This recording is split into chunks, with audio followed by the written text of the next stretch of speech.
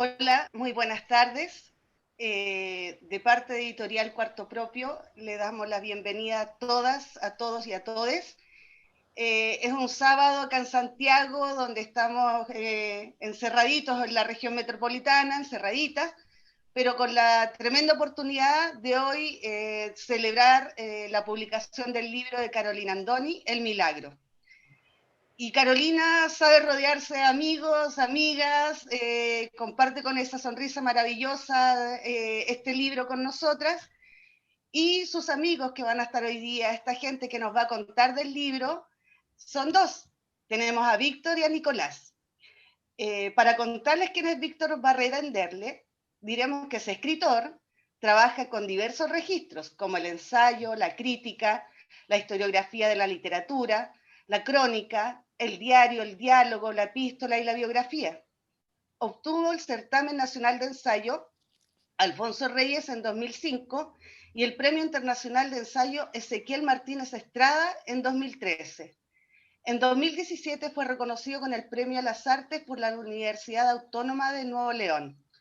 Fue director de la revista Armas y Letras y coordinador del Centro de Escritores de Nuevo León.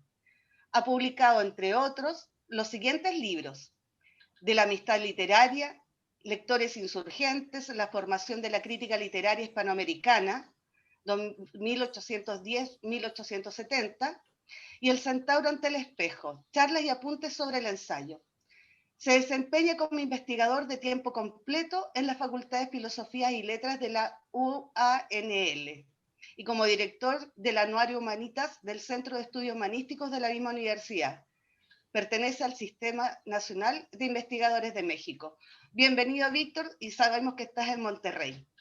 Gracias. También está Nicolás Poblete Pardo, amigo, autor de la editorial. El año pasado estuvimos ahí también lidiando con Dame Pan, que es un libro que le ha ido muy, muy bien. Él es periodista, profesor, traductor y doctorado en literatura hispanoamericana. Ha publicado las novelas Dos Cuerpos, Réplicas, Nuestros Desechos, No me ignores, Cardumen, Si ellos vieran, Concepciones, Sinestesia, los volúmenes de cuentos Frivolidades y Espectro Familiar y la novela bilingüe En la isla, On the Island. Traducciones de sus textos han aparecido en The Stinging Fly en Irlanda, Alba, y en la editorial, no lo sé pronunciar, de Croacia. Y por supuesto que hoy día está con nosotros Carolina Andoni Dracos, la gran autora del Milagro, que es periodista, licenciada en estética y máster en literatura. Luego de 12 años escribiendo en diarios y diversas publicaciones culturales sobre libros, autores e industria editorial, decidió embarcarse en su propia odisea literaria. El Milagro es su primera novela. Quiero recordarles que va a haber preguntas, van a tener la oportunidad de hacer preguntas a la autora, así que las pueden ir anotando en el chat y al final me daré el tiempo de ir revisándolas para compartirlas con la autora. Y también en el chat vamos a dejar el link de compra del libro, porque afortunadamente, aún con pandemia, hemos seguido adelante, el libro está a la venta, así que pueden acceder a él en cuartopropio.com. Y para poder empezar hoy día celebrando este lanzamiento, vamos a escuchar a la directora de Editorial Cuarto Propio, Marisol Vera. Bueno, muchas gracias, Paloma. Yo insistí en verdad en decir un par de cositas, no latearlos mucho, pero mi discurso básicamente es un gracias. Eh, Primero voy a dar las gracias aquí a Víctor y a Nicolás, que han hecho un trabajo, ya lo escucharemos, un trabajo precioso de lectura y de acercarnos el libro, pero sobre todo a Carolina.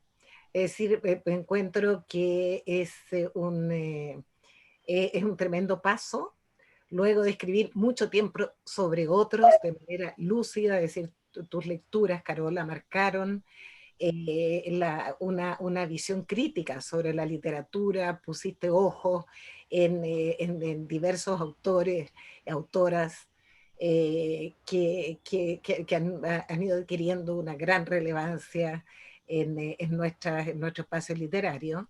Y bueno, la valentía de decidirte a atrapar tu propia letra, apropiarte de tu palabra y escribir esta novela. Es una novela que tiene un enorme sentido del humor, una apariencia inofensiva de novelita de amor, pero por Dios que se van a sorprender con, la, con los giros, con las lecturas, sublecturas, y una lúcida y valiente mirada sobre lo que es el TOC.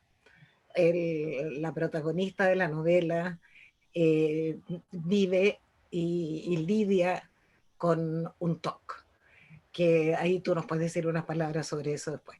Nada, mis agradecimientos, mi bienvenida a todos, feliz de tenerte en este cuarto propio.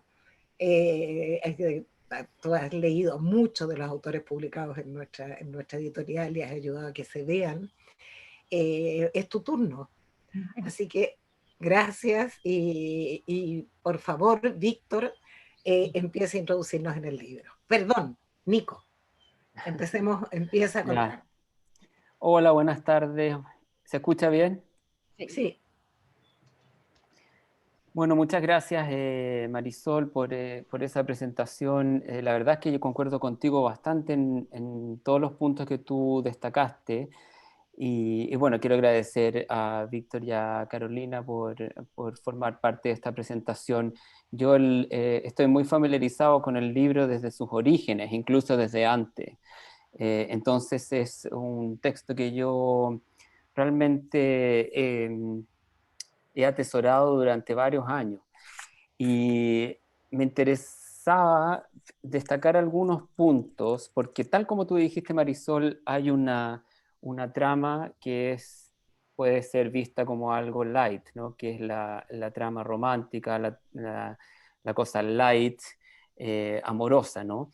Pero detrás de esa trama aparentemente light, amorosa, romántica, hay una serie de denuncias sociales que están filtradas en el texto. Por ejemplo, lo que tú destacabas del TOC, ya que yo no voy a hablar de eso porque probablemente Carolina va a referirse a eso después, en alguna de las preguntas que le van a hacer.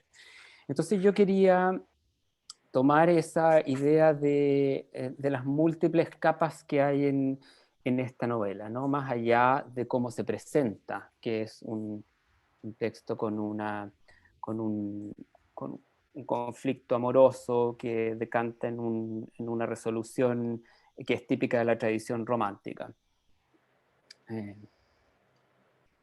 Por ejemplo, en esta novela, una de las cosas que a mí más me interesó fue el traspaso que hace Carolina de la tradición del siglo XIX, decimonónica, a un contexto sumamente contemporáneo, en el Santiago contemporáneo, con referencias a México, ¿no? Que eso se ve a través del viaje y a la feria de Guadalajara, que es un evento sumamente importante en el mundo editorial. Entonces, por una parte tenemos el traspaso de la tradición victoriana a nuestro mundo contemporáneo. Y me gustaría leer es solamente un párrafo como para ilustrar este ejercicio de traducción de la tradición romántica victoriana hacia el mundo en el que ella se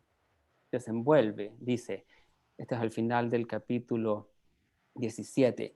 En una escena decimonónica, a la protagonista le caerían unas lágrimas tan saladas que quemarían su piel al deslizarse hasta su escote. Yo, moderna, bebí los restos de café frío aferrando la taza con ambas manos. La borra que se formó parecía un ocho recostado. Así es como debe ser, me convencí, libre y sola de aquí al infinito. Entonces, eso es una de las secciones donde vemos este juego, ¿no? Que está jugando con una tradición literaria muy sólida, muy solidificada en el imaginario cultural, ¿no? Porque todos, aunque no hayamos leído estos autores que van desde Charles Dickens hasta George Eliot, siempre hemos tenido siempre tenemos en nuestro imaginario alguna imagen de Jane Austen o de la típica escena donde se toma el té, o qué sé yo, la comedia de modales que se llama, ¿no? Entonces, este ejercicio de traducción es una de las cosas más interesantes, que está también tamizada con como comentabas Marisol, con un sentido del humor bastante cómico.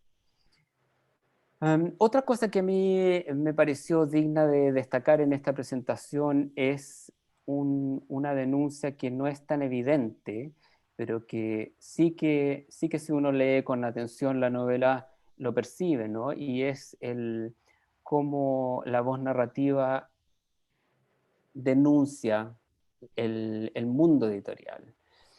Eso es un aspecto muy, muy importante, yo creo, es una discusión muy importante, no solo en el quehacer de Carolina, que se ha dedicado a ver los perfiles editoriales y cómo las editoriales van perfilando un cierto tipo de escritor y también lector, sino que aquí también se ve la postura de la mujer inserta en el mundo editorial, ¿no? Entonces, de hecho, una de las cosas que comentamos hace unos días atrás en una conversación fue cómo la industria del libro ha discriminado a las mujeres, y de hecho las referencias con las que Carolina trabaja pasan por ahí. Recordemos que las hermanas Brontë, que también son una referencia en la novela, porque ella habla de Cumbres Borrascosas y de su Heathcliff, que es digamos, el objeto de deseo de la protagonista Catherine, ¿no?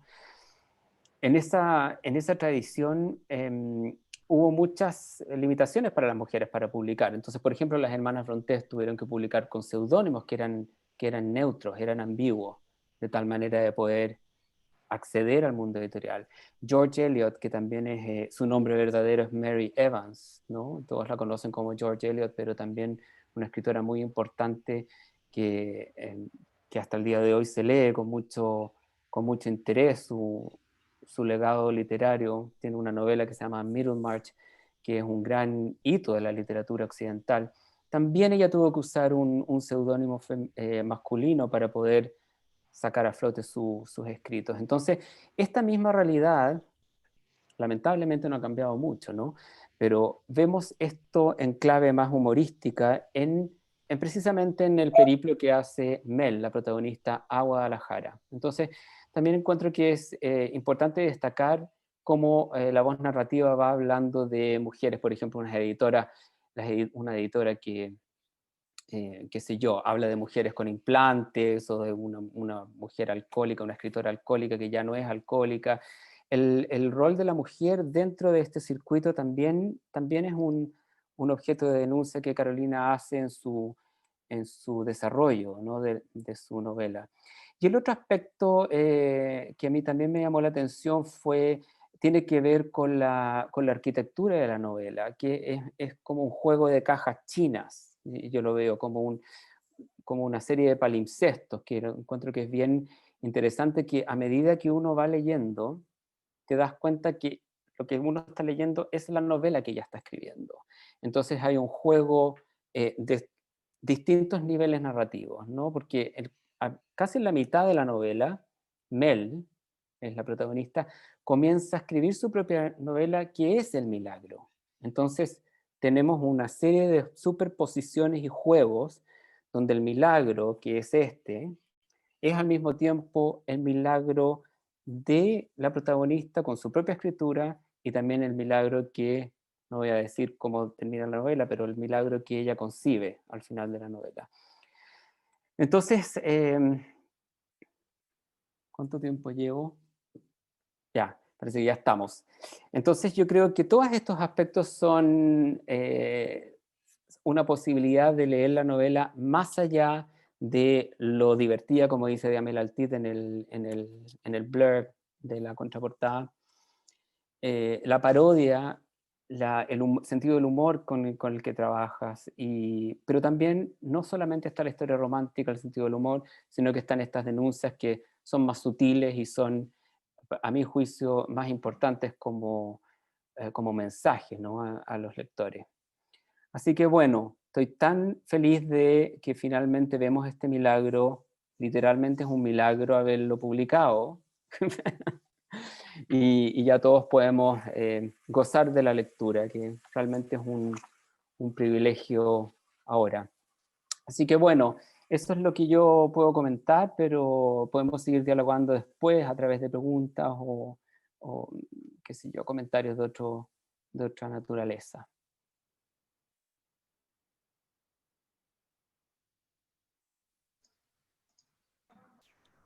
Ahora vamos a escuchar a Víctor. Gracias, Nico. Bueno, primero yo también empiezo agradeciendo la invitación y compartiendo además la celebración, porque para mí esto también es, por supuesto, una gran celebración. Un gusto estar aquí con ustedes, con Cuarto Propio, que le mencionaba, la que yo soy fan de esta editorial, que la conozco casi desde sus inicios, me tocó ver sus primeros libros y los sigo, y creo que ha hecho un gran aporte para pensar nuestra literatura latinoamericana, ¿no? Es una editorial que ha puesto el acento en muchas cosas muy importantes, y qué maravilla que el primer libro, digamos, la primera novela de nuestra querida Carolina se publique en Cuarto Propio, me parece maravilloso, además con toda la reminiscencia. Yo soy un fanático del ensayo, entonces Cuarto Propio para mí obviamente es también Virginia Woolf, es el espacio de la escritura, el espacio de las mujeres de la escritura, es un espacio ensayístico, es un espacio de creación, de reflexión, y creo que todo eso lo maneja muy, muy bien Carolina. Entonces preparé un breve texto que es parte también de la lectura. Ya Nico hizo una lectura muy, muy inteligente, muy, muy atinada de estos niveles narrativos, así que no voy a andar en eso, pero sí voy a hablar un poco de lo que implicó para mí leer El Milagro. Y yo soy una persona muy mundana y terrestre y pedestre también, entonces yo asocio más El Milagro con en literatura, con la sorpresa, con el descubrimiento, que es en realidad un reencuentro, o sea, un descubrir, que es también un reencontrar, ¿no? Y para mí eso significó la lectura de El Milagro. Leo así, simplemente un par de cuartillas nada más. La literatura suele deparar sorpresas, y aunque suene paradójico, esa es una de sus constantes, sorprender, claro, con el riesgo que a veces no se pueda lograr, y así nos vamos aventurando a la lectura literaria, deseando ser sorprendidos, pero sabiendo de antemano que experimentar esa sensación será difícil, hasta que de pronto, ¡zas!, ocurre de nuevo. Una de esas sorpresas tiene que ver con el descubrimiento de algo inusual donde no lo sospechábamos. Yo conozco a Carolina Andoni desde hace muchos años, nuestra amistad es larga y fecunda, es una persona entrañable para mí, pero leerla como novelista ha sido una revelación y un descubrimiento. Ha significado encontrar una voz narrativa propia, de ella, muy de ella, y al mismo tiempo ajena o completamente ajena. Creo que muchos aquí conocemos su trabajo como periodista, ya se ha mencionado, sus entrevistas y reportajes que durante mucho tiempo dieron cuenta del quehacer literario chileno e hispanoamericano, y que son ahora referencia obligada al momento de estudiar el periodo reciente de nuestra literatura. Eso también lo mencionaba y es muy crucial. Su columna colectiva, por ejemplo, Tribu Urbana, donde tuve la fortuna de compartir espacio con ella, me enseñó a mí mucho de ese oficio periodístico, pues yo venía de la academia y de sus formatos y temporalidades fijas. En contraste, este veloz registro de escritura no daba pausas, debía estar siempre al día, siempre a la hora señalada, dando cuenta de todo lo que se movía en el panorama letrado, o en la jungla letrada, podríamos decirlo. Muchas de esas vivencias y de esos ritmos escriturales están, sin duda, ya se mencionaron aquí, en las páginas. Carolina miraba desde su cubículo de la sala de redacción, leía no solamente obras, sino comportamientos, conductas, manías y anhelos y desventuras. Adivinaba tendencias y registraba las variaciones del fluctuante mercado de los libros, como si fuera una antropóloga de la literatura. Podía reconocer al vuelo caracteres, poses y afectaciones de los protagonistas de las letras continentales, porque yo recuerdo, de hecho, innumerables charlas con ella al respecto, porque varias veces tuve la suerte de ser su ayudante y de acompañarla a esa selva de egos y obsesiones que son las ferias de los libros. Un submundo regido por sus propias reglas y todo un repertorio de estrategias encaminadas hacia la visibilidad de los protagonistas más que de las obras. Debo consignar aquí que pocas personas como Carolina atestiguaron esa transformación en el campo literario hispanoamericano y que podíamos definirlo como el de, entre comillas, su espectacularización, que comenzó en algún momento de los años 90, cuando la globalización sentó sus reales en las industrias editoriales de nuestros pagos, tanto de España como de Hispanoamérica. Pero de pronto algo cambió y Carolina se alejó de su universo. Podríamos decir que bajó el ritmo, pero no la escritura. En algún instante de ese periodo, supongo, comenzó la redacción del Milagro. Aquí estoy conjeturando, pues, como mencioné al inicio, el descubrimiento de su faceta como narradora vino después. Lo cierto es que escribía y desarrollaba su historia. Utilizaba las herramientas que había desarrollado en el periodismo, pero las manejaba con una destreza diferente, porque si bien hay mucho en las páginas del Milagro de esas vivencias, la novela es totalmente independiente, un universo propio, autónomo. Ahora recuerdo que alguna vez me contó Carolina que había tomado un taller con la grande Amélie Altit, que fue, por supuesto, una cantera donde supieron grandes escritoras, no necesito mencionarlo, y más recientemente asistí a otro. Supongo entonces que el germen narrativo, perdón, estaba ahí desde aquellos días. El caso es que de pronto, todas esas aproximaciones, ensayos, borradores, se concretaron y Carolina transitó de los registros periodísticos a los literarios. O mejor dicho, tomó lo mejor de ambos para su propio proyecto narrativo. Tenemos así la agilidad y la precisión en el lenguaje. El Milagro es una novela que al mismo tiempo, perdón, trabaja con varias tradiciones. Ya Nico hizo un gran registro de la novela romántica, que es una de esas tradiciones, pero yo creo que también les impone a esas tradiciones un ritmo nuevo, veloz, pero no desbordado. María Inmaculada, la protagonista y narradora, Omel, cuenta los sucesos de su vida al cruzar el umbral de los 40 años y coloca todas las fichas en el tablero, piezas con las que muy bien se podría haber compuesto un melodrama romántico de cuño decimonónico y cuyos nombres de los protagonistas y personajes nos revelan sus esencias, pero va más allá y las despliega estas piezas en un contexto particular, que es también, como mencionó Nico, el mundo editorial hispanoamericano actual, con sus polos de atracción y sus fórmulas comerciales. Así, la historia se desarrolla en diversos planos. Una heroína con TOC, consciente de su condición intermedia entre la edición y la creación literaria, un precario triángulo amoroso, un anhelo secreto que resignifica todo el conjunto anterior, y también una actualización y rearticulación del discurso religioso y múltiples enfoques sobre conceptos otrora inamovibles como la familia, el trabajo y la vida en pareja. Además, creo que toda la obra le da una vuelta de tuerca a la llamada, por ejemplo, independencia laboral, pues Mel transita a la inversa de los cánones, ¿no? A los 40 años regresa a la casa familiar y desde ahí va construyendo su cuarto propio, digamos, metafóricamente, ¿no? Vuelve a ser la niña de la casa, pero su regreso solo acentúa su diferencia. Ella ya es otra, a pesar de los reencuentros y la nostalgia, ¿no? La pérdida del empleo, que es el espacio de la rutina, la coloca en otro lugar de enunciación, en esa primera persona del singular que le otorga al texto su índole testimonial y que es una suerte de confesión y bitácora de conversión al mismo tiempo. Así, María Inmaculada pasa de la edición a la creación, es decir, recorre el camino de manera inversa, de la creación a la confección de las palabras. De ahí que su escritura deconstruya continuamente el discurso de la novela romántica. Podemos preguntarnos, junto con la protagonista y narradora, ¿existen los milagros? Si la respuesta es afirmativa, surgiría otro cuestionamiento. ¿De qué tipo de milagros estaríamos hablando? Supongo que tendríamos que responder de múltiples, pues los hay de todo tipo, religioso, por supuesto, pero también están los relacionados con la condición azarosa del mundo, con las peripecias que han llenado desde hace miles de años las páginas de la literatura. El milagro se vuelve así una forma de sorpresa, como mencioné al principio, de revelación de una nueva condición. Tal es la sensación que me deja la lectura de esta novela. Es la conversión de Carolina Andoni, mi amiga, de periodista, novelista, y ese es un gran acontecimiento que yo celebro enormemente y que le cedo ahora la palabra a Carolina para escuchar. Te escuchamos, Car.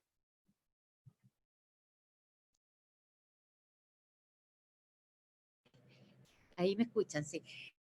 Hola, bueno, quería igual agradecer rápidamente, primero a Marisol que me dio el anfitrión,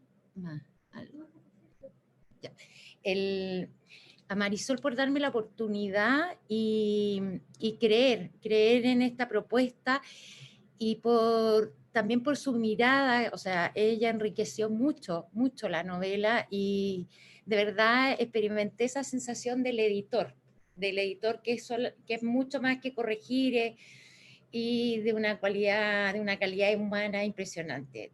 Muchas gracias, Marisol. También a las chicas de Cuarto Propio, que me encantan porque son insomnes igual que yo, entonces nuestros mails nos los mandamos tipo 3 de la mañana, 5, nos contestamos, o sea, no hay asombro ahí. Entonces yo me siento realmente en mi hogar, en mi casa con ustedes. Obviamente a Nico y a Víctor que han estado conmigo en todo, y a la par que lo literario, en lo humano, para mí es tan importante que estén acá y que me den sus lecturas, también cómo me han corregido, Nico sobre todo, que ha sido un lector muy crítico de la novela, pero con mucho cariño. Se lo agradezco, le agradezco a los dos infinitamente. Y también ya la mencionaba Nadia Mela, porque pese a que siempre se le ha visto como un personaje de la literatura feroz, es terriblemente humana, y ella me ayudó mucho, no solamente con lo literario, con el taller, sino también como persona, cuando mis papás estaban enfermos. Tiene una capacidad para escuchar impresionante y le agradezco mucho. Y finalmente a Carla Gelfenbein y a mis compañeros de taller que siempre me contuvieron y le tienen, yo creo, un cariño inmenso a la novela. Con ellos fui avanzando paso a paso y de verdad fue muy comunitario. Fue, como yo he dicho en algunas partes, el milagro ha sido un acto de mucho amor, y a todos los que están hoy día ahí escuchándome, mis compañeros de colegio, los de la U, mis compañeros de trabajo, mi familia. Nada, infinitas gracias por estar conmigo, y voy a leerles un pedacito del lanzamiento que ocurre en la novela. Dice, no, perdón, parece que me equivoqué. Ups, voy a buscarlo. Si quiere, le doy el pase a Paloma. Perdón. Tranquila, no, es tu celebración, es tu lanzamiento, el de la novela y el tuyo también, el de ahora. Así que lo puedes buscar tranquila, queremos escucharte. Y quiero recordarle a todas y a todas que nos están acompañando hoy día que pueden hacer sus preguntas. Ya Víctor y Nicolás nos introdujeron en el libro. Aquellos que no han tenido la oportunidad de leerlo pueden tener curiosidad y quieran saber algo o preguntarle algo a Carolina de todo lo que ya han recogido, ¿no? Así que, ¿lo encontraste? Sí. ¿Sí? Ya, sí. Ahora sí, escuchamos, todo oído para ti. Dice, Lucas estaba solo en el auditorio, ocupado en algo. Supongo que evitaba estar con el resto, conversar con mi familia, por ejemplo, conocerla. Sabía que no era casual que Lucas hiciera como que hacía algo. Podría haberse ido con la actriz que desapareció después de que los flashes se apagaron, o con Incierta y el gerente que se retiraron cuando Perpetua se puso a bendecir. Sin embargo, seguía ahí, revoloteando. Y eso solo tenía una explicación, yo. Sin dudarlo, me acomodé el vestido y me acerqué. Con el dedo índice le toqué el hombro. 3 golpecitos, un toc-toc agradable. Se volvió hacia mí y me tomó el rostro con ambas manos, resuelto. El ruido cesó. Quizás el tiempo se detuvo, quizás creamos un cerco de invisibilidad. Lo cierto que de mis ojos mi mirada pasó a su... No. Lo cierto es que de mis ojos su mirada pasó a mi boca. Me besó. Me eché un poco hacia atrás, pero él me aferró con fuerza contra su cuerpo y me volvió a besar, sin decoro, lentamente, casi con exhibicionismo. Cerré los ojos y alcé mis brazos hasta su cuello.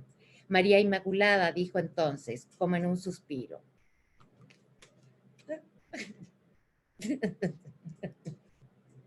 No, otro poco, otro poco. Otro poco. Voy a buscar otro que, pero si quieren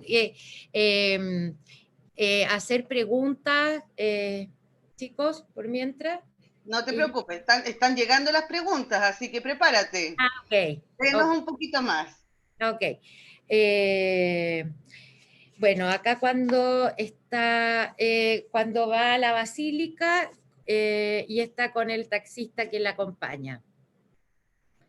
Dice, en la explanada el taxista me dijo que esperaría ahí, en ese punto, cerca de la puerta principal, lo que agradecí porque el lugar estaba repleto. Unos alemanes vestidos como exploradores tropezaron conmigo mientras se grababan junto a los mariachis engalanados.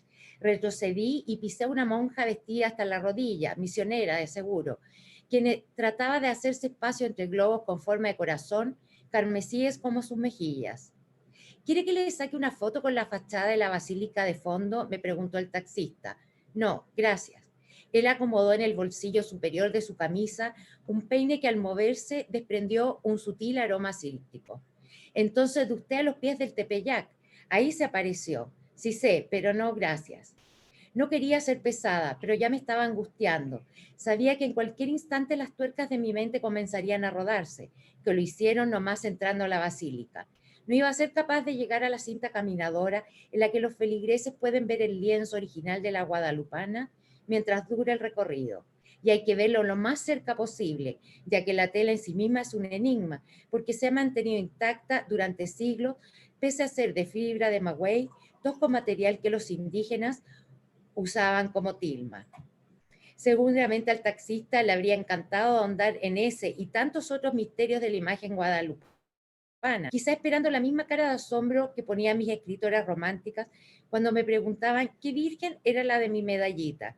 Y yo les explicaba que todo ocurrió a 10 años de la conquista de México, con el yugo español sobre los indígenas, mutilados e impotentes, que por eso se manifestó como una hermosa joven morena de mirada dulce y misericordiosa, como una madre amparando a sus hijos cuando todo parece perdido, como en ese momento que trataba de elevar mi deseo sin que fuera interceptado por ninguna idea perturbadora.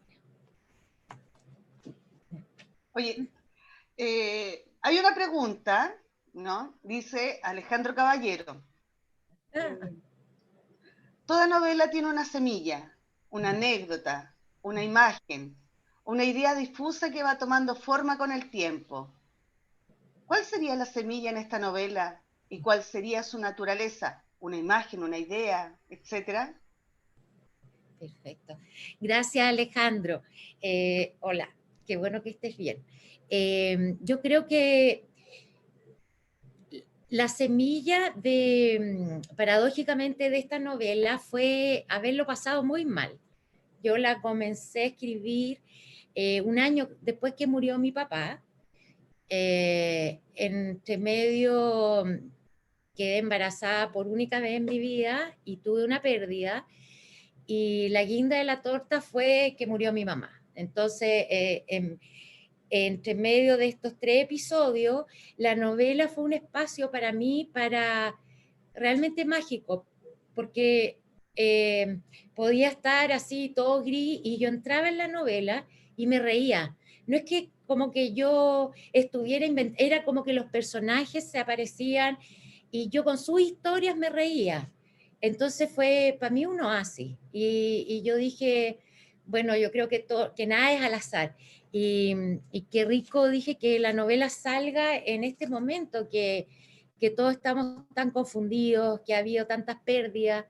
Dije, qué rico, ojalá que la gente que lo lea y bueno, vea todos esos temas que dijeron mis presentadores, pero además que experimenten una sensación de compañía, de alegría, así como de repente hay que reírse cuando uno está mal, cuando ya todo parece que cuando uno tiró la toalla, reírse, de repente algo pasa, cambia el switch y ojalá que puedan sentir eso los lectores.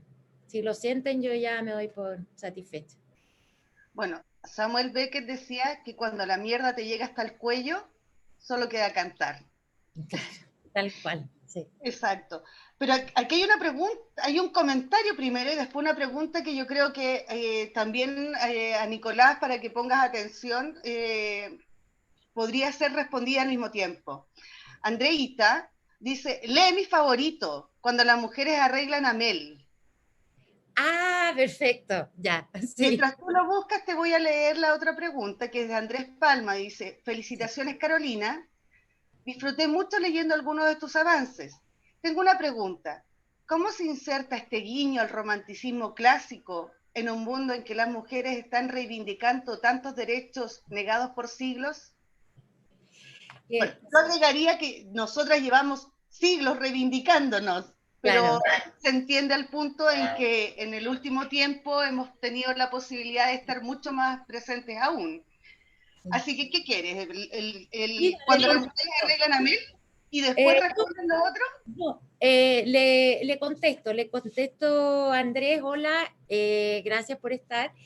Sí, sabes que yo creo que esa dicotomía también es una dicotomía personal, porque por un lado, mi placer culpable siempre fue leer estas novelas románticas y verlas ver las películas, todas las versiones, y me producía, era como cuando era casi una sensación morbosa, porque digamos, mi ruta de vida no ha sido precisamente la del romance, ni la de construir una familia, nada.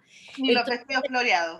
Claro, entonces pero me llamaba mucho la atención, de verdad las disfrutaba, y cuando me iba de vacaciones así como un poquito de secreto, me iba leyendo estas ediciones de Andrés Bello, te fijas, gordita, y su papel, y era feliz con eso.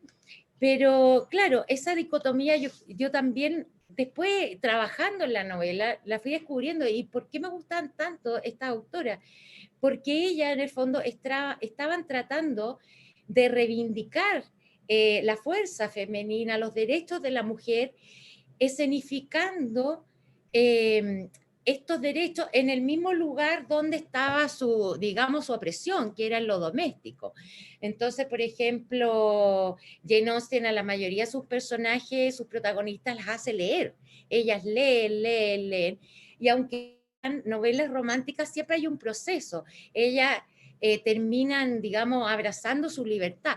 El que queden o no queden en pareja da lo mismo, digamos. En el fondo, lo que es interesante es ese proceso que hace la mujer de descubrirse a través de la lectura y la escritura. Yo creo que eso a mí me parece valiosísimo. Además, yo la admiro, o sea, que tuvieran que escribir con seudónimo, o que tuvieran, por ejemplo, Jane Austen, que al principio se firma simplemente como una ley, o sea, ya de qué estamos hablando. Entonces, ella a mí me parecen como el bastión duro del feminismo. Yo creo que cada momento y cada etapa del feminismo requiere ciertas cosas. Hay momentos que son, te fijáis, para la lucha más frontal, y hay otros momentos que también que son como hacer la resistencia dentro del sistema. Yo creo que eso es lo que nos enseñan las escritoras del siglo XIX, y a mí me parece súper interesante rescatarlo. Perfecto. ¿Pero nos vas a leer cuando las mujeres arreglan él? Cuando la arreglan, sí. Sí. Yo quisiera, ¿puedo participar también? Sí, por supuesto.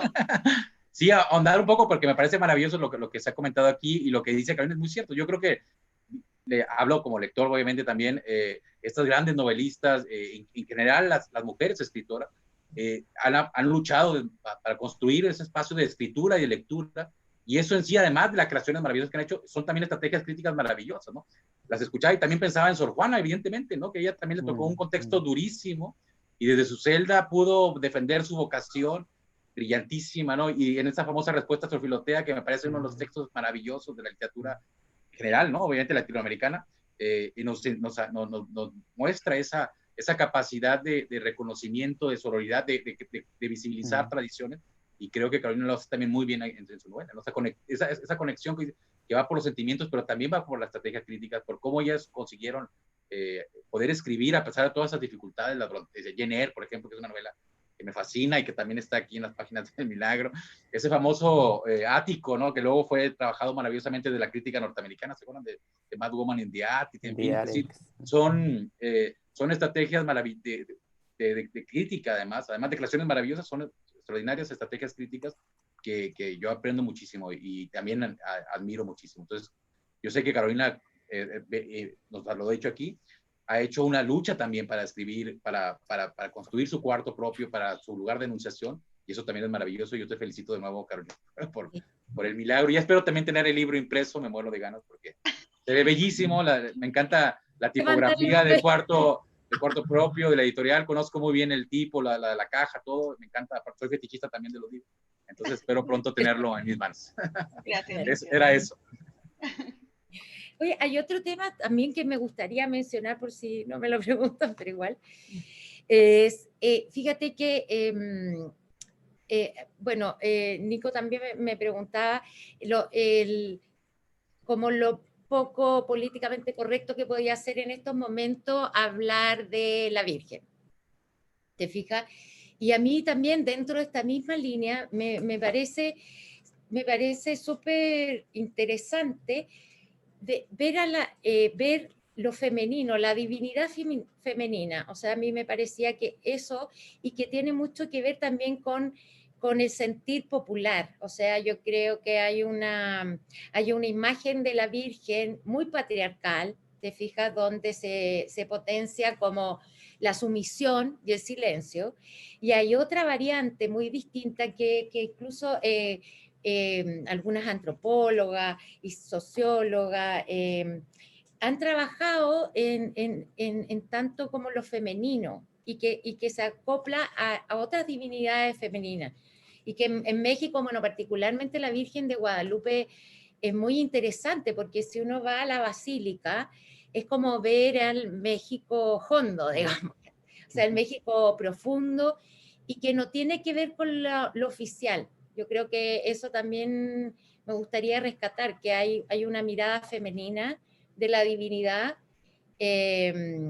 y que ojalá que también esto sirva para un poco para descubrirla y no quedarse con el, digamos, con este recuadro tan patriarcal de la Virgen. Es muy interesante lo que tú dices, porque la creación de la Virgen como maternidad, como lo femenino, responde exclusivamente a el descubrimiento en Latinoamérica.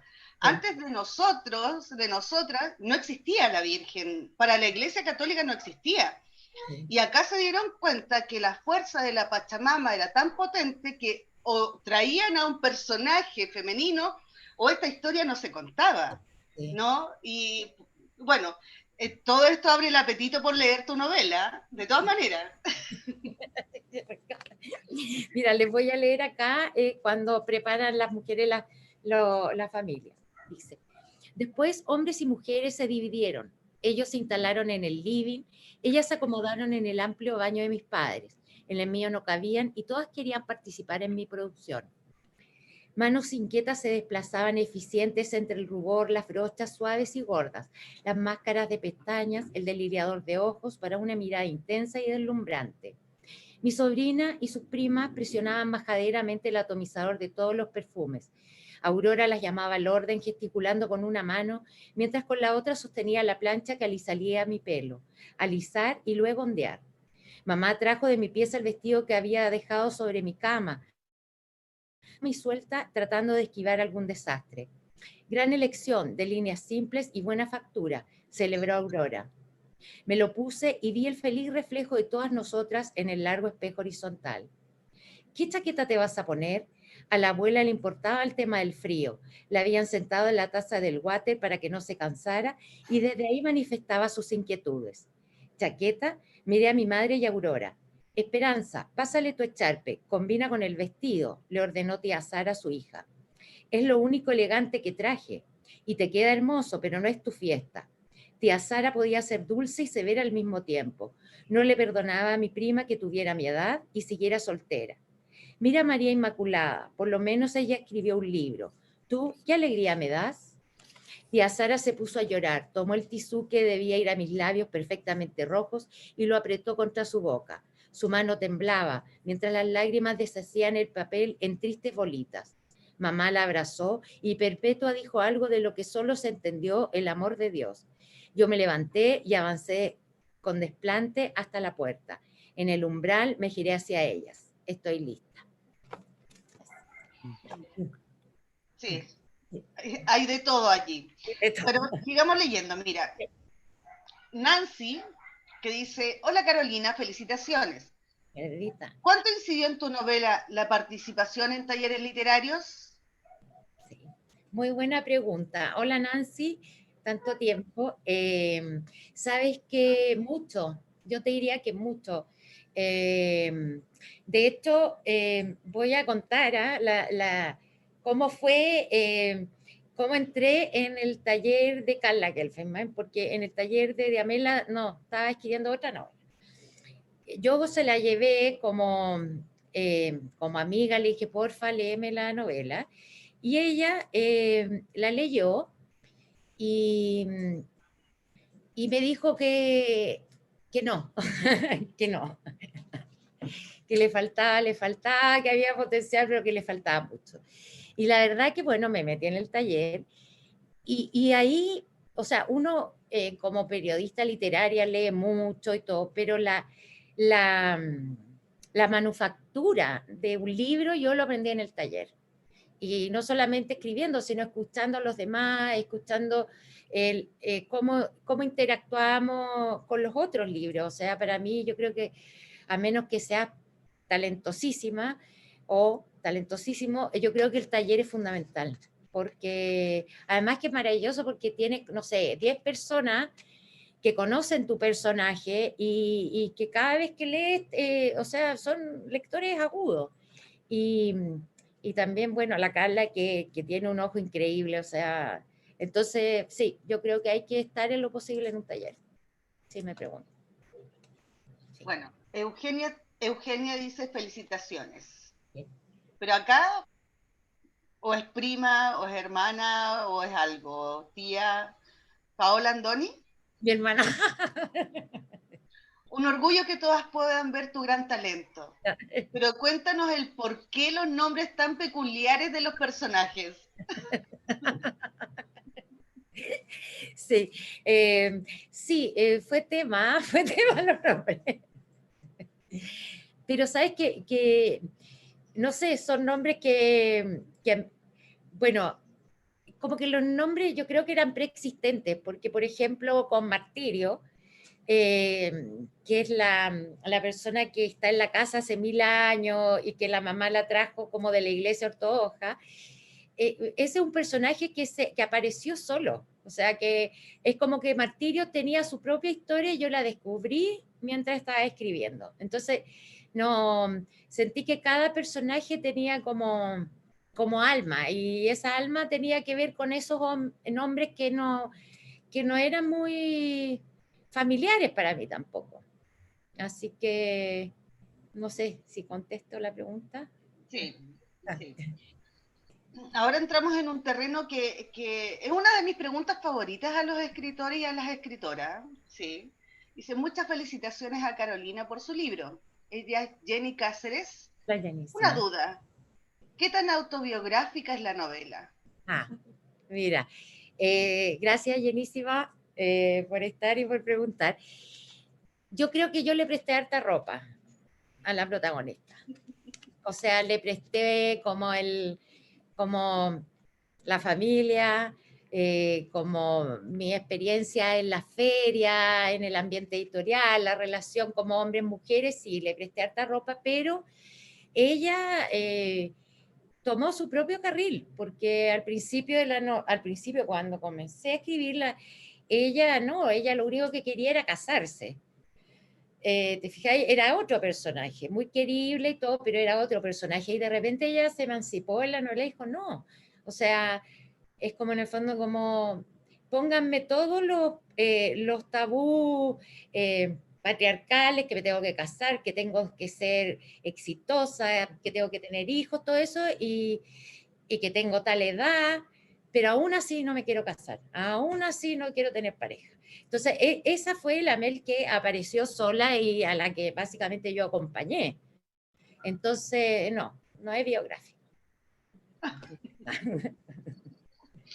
No hay Bueno, tal cosa.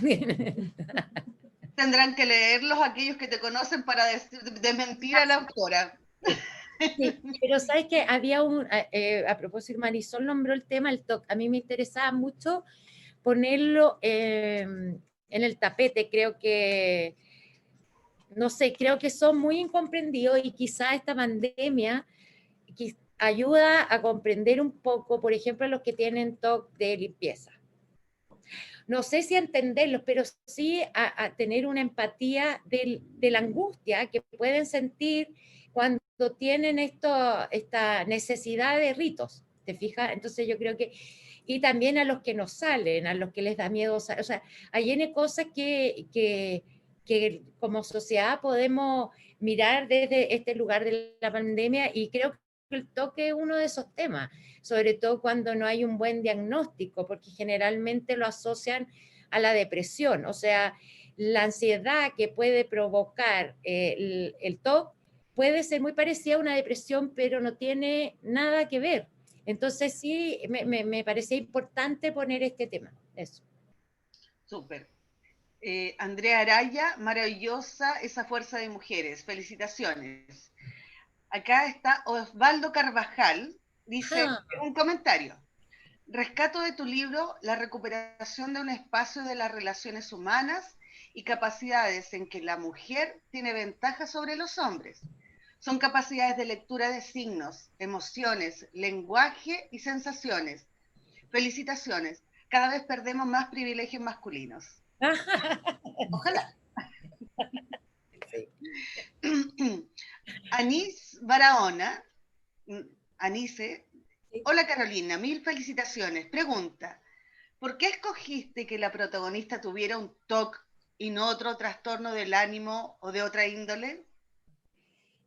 Bueno, porque gracias Anice, además Anice, psicóloga, así me intimida un poco la pregunta. Pero sí, quería, ¿sabes qué? Mira, incluso una persona que yo estimo mucho, que es mayor que yo, en algún momento me dijo, pero te vas a exponer tanto hablando al TOC. Y yo dije, no, o sea, si puedo hacer algo por la gente que sufre TOC y que la ha pasado mal como yo, qué rico.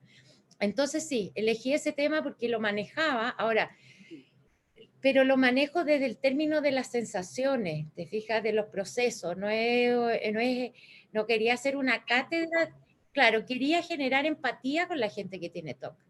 Entonces ayudaba mucho el humor, esta cosa que fuera como tan torpe de repente, que no filtrara, o sea, sí, quería un poco que la gente conectara desde el cariño con esas cosas. Sí. Bueno, yo creo que ya respondiste, Anise, y hasta el momento esas son las preguntas. Me gustaría que tú cerraras esta presentación. La verdad es que es muy divertido escucharte. Yo creo que la gente que te acompaña hoy día es la gente que quería saber qué estaba pasando con este libro. También tú eres una maestra en crear esas expectativas, ¿no? Eso como que estoy en esto, estoy en esto, estoy en esto, ¿sí? ¿Sí? ¿No? Y que respondes correos 3, 4 veces y en los 3 correos anteriores dijiste lo contrario a lo que estás diciendo ahora. Y yo creo que todos aquellos que hemos tenido la oportunidad de convivir contigo desde distintos ámbitos, estamos aquí precisamente porque hay una aventura en el libro, hay algo de ti en el libro, y que Cuarto Propio está ahí respaldando esto para que mucha gente tenga esto. Tú la primera vez que nos conocimos las dos dijiste, quiero que la gente se ría. Y quienes nos están acompañando hoy día sabrán que esa reunión fue hace varios meses, ¿no? Entonces lo estábamos pasando muy mal, estábamos encerradas, pero ese día nos reímos tanto en una reunión Zoom que tuvimos que yo dije, Carolina es ella, esta mujer que se ríe, esta mujer que nos va a contar algo que tiene que contar, ¿no? Ah, apareció Elisa Cárdenas. Felicitaciones, querida Carola. Sé lo intensamente trabajado y anhelado que fue este libro y veo que con una narrativa entretenidísima aborda temas cruciales y necesarios de poner sobre la mesa. La verdad que a estas alturas yo creo que aquí todas las personas que te estamos acompañando queremos tomar el libro, aquellos que no lo han leído. Algunos ya somos los privilegiados que ya lo hemos podido revisar, ¿no? Así que cuéntanos tú, ¿qué expectativas tienes para ahora? Sí. Tú que trabajaste en el mundo del libro, trabajaste en el mundo de las editoriales, comprendes a cabalidad, por ejemplo, en el hoy, lo difícil que es que las librerías estén cerradas, ¿no? Sí. Que la difusión haya sido compleja, porque antes, claro, tomábamos un libro, llamábamos a un periodista, colega, se lo voy a dejar al diario, se lo voy a dejar a la radio, no, juntémonos con un café, conversemos, y en estos momentos no pudimos. Sí. Estamos en un ambiente donde nos estamos todos cuidando, pero claro, las formas cambiaron. Sí. Y tú como periodista de tu propio libro, ¿cómo te enfrentas a este libro en pandemia? Sí, sí. Fíjate que yo en ese sentido me siento como súper bendecida de haber sacado el libro en esta época y en estos tiempos, porque pensaba, cuando yo cubría literatura, si el libro no salía o en la prensa escrita o en la radio, no sé, no salía, no existía. Entonces quedaban muchos libros y muchas obras maravillosas que no las pescaron y quedaron ahí. Entonces yo creo que ahora todo lo contrario, o sea, las redes sociales pueden ser muy duras, muy bravas, pero por otro lado te permiten conectar con mucha gente sin que pase por los medios, además que en cultura están quedando tan pocos medios, o sea, te fijas que ya se va achicando y hay tanto libro publicado, hay tanto que mostrar que es muy difícil. Yo agradezco que haya sido así en épocas de redes sociales, además me divirtió mucho haciendo la historia en Instagram con la música, creo que ha sido como un carnaval que culmina hoy día. Y sí, me gustaría que la gente, si le gusta la novela, bueno, que la compartan y sobre todo si hay gente, mira, ayer me escribió una compañera del colegio que encontré precioso, me dijo, ¿sabes qué? Ella superó un cáncer y lo hizo, y siempre estuvo como a su lado con la Virgen de Guadalupe. Me dijo que cuando ella se empezó a sanar, también empezó a leer, entonces que fue tan rico para ella enterarse de este libro que habla de la escritura, de la lectura, de la Virgen, de los milagros. Entonces yo espero con este libro crear comunidad. Eso, que a propósito del libro hablemos de esos temas, de temas que nos duelen, o sea, los que han perdido el trabajo, los 40, los 50, que son años, son décadas muy complicadas, donde uno se plantea muchas cosas. Entonces, eso me interesaría, que creáramos comunidad y veamos qué pasa. Eso. Maravilloso. Yo quiero brindar por eso. Marisol, te escuchamos. Hoy estoy muy feliz, de verdad, demasiado feliz. Por el bautizo de tu libro, que llegue a muchos de nuestros amigos, nos haga reír, nos haga pensar y nos amplíe el espacio feliz por un momento, como pasó con nosotros. Sí. Mucho éxito. Oye, Caro, y ya que estamos a un ratito, ha sido un lanzamiento, la verdad es que entrañable escucharte, escuchar a los chiquillos, la verdad es que sabemos que a Nicolás y a Víctor son personas que tienen mucho que decir y nos regalaron estos poquitos minutos porque además se lo pedimos, o si no habríamos estado horas escuchando y conversando. Pero esto yo creo que es lo que tú apuntabas.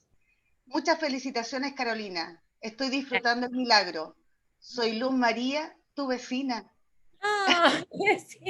Eso es comunidad. Tú estás apuntando a los grandes críticos como Víctor, como el Nico, y la que lo está pasando bien es tu vecina. Ese es el objetivo, ¿cierto? Sí. Bueno, acá te estamos acompañando en eso. Así que te dejo a ti la cámara, el micrófono, todo para que tú nos despidas. Está el link de la compra, por favor, aquellos que quieran ya ahora, con las ganas que quedaron de leerlo, nos escriben, ahí pueden contactarse, ¿no? Y también está el digital, para aquellos, por ejemplo, Víctor, que está afuera, lo puedes recomendar, porque afortunadamente las redes también y las nuevas tecnologías nos permiten que los libros circulen de manera más rápido, y le perdimos el miedo a no tener el libro en papel, aunque uno siempre se queda con las ganitas de poder quedarse dormido con el libro en la cara durante la noche. Carolina, un abrazo, de verdad que en Cuarto Propio estamos muy contentas, así que te escuchamos. Bueno, gracias, lo único que puedo decir es gracias a todos, a todas y a todes, y que nada, que sigamos en esto y yo feliz de recibir o me llaman o me mandan un mail y con las chicas de Cuarto Propio para ir hablando de este tema y podemos organizar cosas, no sé, hay mucho que hacer y ojalá que todos participen. Y me siento como una novia. ¡Salud! Eso a todos, los quiero mucho. Muchas felicitaciones, Carolina, muchas felicitaciones. Marisol. Carola, Marisol, Paloma, Karen. Un besito en el resto del día de este sábado. Salud con un vinito. Nos vemos. Chao.